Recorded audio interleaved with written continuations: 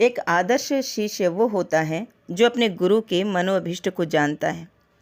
उनमें से एक हैं रूप गोस्वामी, जो चैतन्य महाप्रभु को अति प्रिय थे। रूप गोस्वामी पाद ने चैतन्य महाप्रभु के सिद्धांतों का सावधानी से पालन किया। वृंदावन को पुनर्निर्माण करने वाले, अनेक ग्रंथों की रचना करने वाले षड गोस्वामियों में से एक हैं श्रील रूप गोस्वामी पाद। कृष्ण भक्ति एक विज्ञान है। इसी तत्व को समझाने के लिए एक महान आचार्य का इस धरातल पर आविर्भाव होता है, जिन्हें रूप गोस्वामी के नाम से जानते हैं। रूप गोस्वामी अभिदेह के आचार्य हैं, जो हमें कृष्ण भक्ति की विधि बताते हैं। श्रील रूप गोस्वामी का जन्म मूल रूप से कर्नाटक के दक्षिण भारत के सारस्वत ब्राह्मण परिवार में इनका जन्म हुआ। कुमार देव और रेवती देवी के 5 पुत्र और एक पुत्री थे, जिनमें से 3 पुत्र अमर, संतोष और वल्लभ भगवान के शुद्ध भक्त थे। तीनों भाई शास्त्रों के ज्ञाता थे। उनकी विद्वता और लोकप्रियता को देखते हुए बंगाल के मुस्लिम शासक नवाब हुसैन ने सोचा कि क्यों ना अमर और संतोष को मुस्लिम सरकार की सेवा में लगाया जाए, और संतोष और अमर को कहा कि यदि वे इस सरकारी पद को स्वीकार नहीं करेंगे तो नवाब भगवान के भक्तों पर अत्याचार करेगा और साधु संतों पर अत्याचार करेगा। इसलिए इन दोनों भाइयों को नवाब हुसैन की नौकरी स्वीकार करनी पड़ी। नवाब ने संतोष को मुख्य सचिव बनाकर उनको नाम दिया दबीर खास, और अमर को मुख्य आयकर अधिकारी का पद देकर उनका नाम रखा शाकर मलिक। तो मुस्लिम शासक की नौकरी करने के बाद भी अमर और संतोष कृष्ण भक्ति में कोई कमी नहीं आई। उन्होंने अपना निवास स्थान रामकेली गांव में बनाया। वह अपनी संपत्ति के माध्यम से गुप्त वृंदावन का निर्माण किया। यहाँ ये दोनों भाई श्रीमद् भागवतम का श्रवण और पठन करते, लोगों को कृष्ण भक्ति का प्रचार करते थे। बाहरी तौर पर लगता था कि ये दोनों मुस्लिम शासक के यहाँ नौकरी करते हैं और उस मुस्लिम शासक की प्रसन्नता के लिए कार्य करते हैं, मगर आंतरिक रूप से ये दोनों कृष्ण भक्ति में मग्न थे। ये दोनों चैतन्य महाप्रभु को समर्पित थे। पत्र व्यवहार से उनके संपर्क में थे। 1514 ईस्वी में जब महाप्रभु वृंदावन के लिए निकले तब वे रामकेली में रुके। उसी समय संतोष और अमर पहली बार चैतन्य महाप्रभु से मिले। दोनों भाइयों ने विनम्रता पूर्वक महाप्रभु को प्रणाम किया। चैतन्य महाप्रभु बोले, तुम दोनों मेरे सनातन सेवक हो और मुझे बहुत प्रिय हो।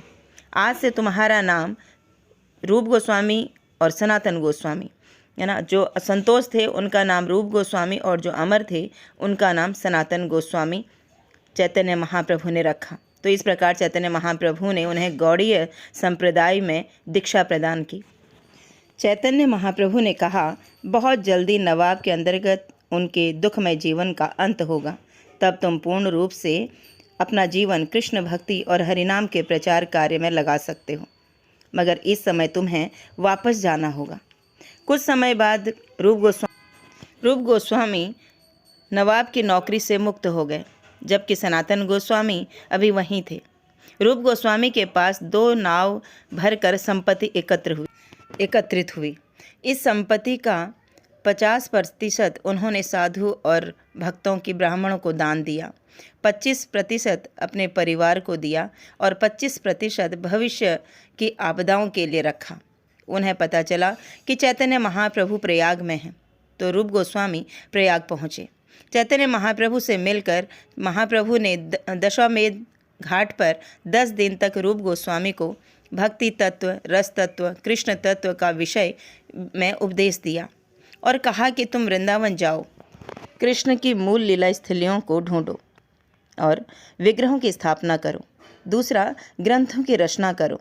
तो इस प्रकार से समय बीतता गया। कुछ समय के बाद रूप गोस्वामी चैतन्य महाप्रभु से मिलने के लिए जगन्नाथपुरी जाने लगे। तो जब वल्लभ और रूप गोस्वामी जगन्नाथपुरी जा रहे थे तो मार्ग में वल्लभ ने अपना शरीर त्याग दिया। रूप गोस्वामी ने ललित माधव और विदग्ध माधव की रचना की।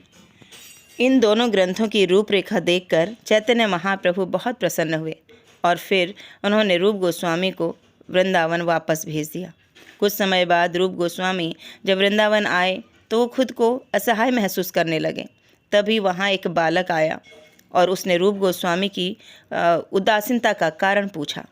तब रूप गोस्वामी बोले, चैतन्य महाप्रभु ने कहा है कि वृंदावन के वास्तविक रूपरेखा को स्थापित करो, और उन्होंने बताया कि विग्रहों की स्थापना भी उनको करनी है।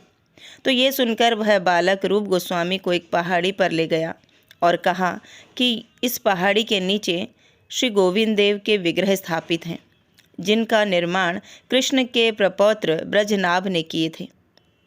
मुस्लिम आतंक के कारण इस विग्रह को इस पहाड़ी के नीचे छिपा दिया गया था। हर रोज़ एक गाय यहाँ पर आती है और इस पहाड़ी पर अपने दूध से उनका अभिषेक करती है। इतना कहते ही वह बालक अदृश्य हो गया। अब इसकी पुष्टि करने के लिए श्रील रूप गोस्वामी ने दूसरे दिन उस पहाड़ी पर जाकर देखा तो सच में एक गाय उस पहाड़ी पर अभिषेक कर रही थी। यह देखकर रूप गोस्वामी ने आसपास के लोगों को बुलाया मदद के लिए, और उन्होंने गोविंद देव जी के विग्रह को उस पहाड़ी के नीचे से बाहर निकाला। उस स्थान पर राधा गोविंद देव जी का भव्य मंदिर का निर्माण किया और पूजा अर्चना आरंभ कर दी। जब औरंगजेब सभी हिंदू मंदिरों को तोड़ रहा था, उस समय ये विग्रह को बचाने के लिए इनको जयपुर स्थानांतरित किया गया। आज भी जयपुर में राधा गोविंद देव जी की भव्यता से पूजा अर्चना की जाती है। रूप गोस्वामी का बहुत बड़ा योगदान है गौड़ीय वैष्णवों के लिए। श्रील रूप गोस्वामी पाद ने अनेक ग्रंथों की रचना की, जैसे उद्धव संदेश, भक्ति रसामृत सिंधु, मथुरा महात्म्य, ललित माधव, उज्ज्वल नीलमणि, उपदेशामृत, दान केली कौमुदी, हंसदूत तथा लघु भागवतामृत। श्रील रूप गोस्वामी को षड्गोस्वामियों के नायक भी कहा जाता है।